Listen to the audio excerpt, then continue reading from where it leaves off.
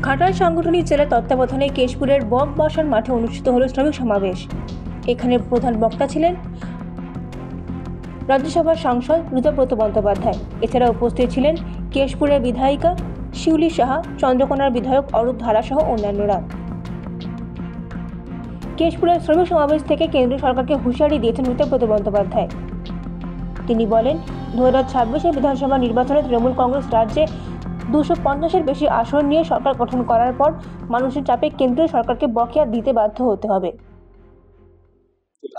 সমস্যার কিছু নয়, মমতা বন্দ্যোপাধ্যায়ের এই যে স্কিম, এটা গোটা দেশে একটা মাইলস্টোন।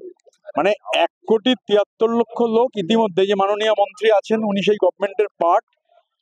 এটা কোথাও কখনো হয়নি। আমরা পার্লামেন্টে এবার এটা তুলবো, বাজেটে বলার সময় বলবো যে 1,73,00,000 অসংগঠিত শ্রমিক নাম লিখিয়েছেন, 35 লক্ষ মানুষ বেনিফিট পেয়েছেন।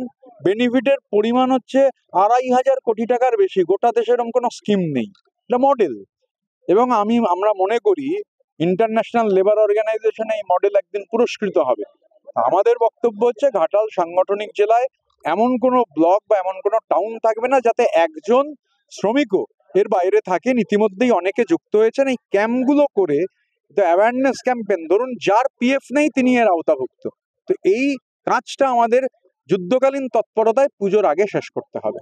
আমি শ্রমিক স্বার্থের কথা বললে পশ্চিম মেদিনীপুর থেকে নিরসের প্রতিনিধির রিপোর্ট, এএনএম নিউজ।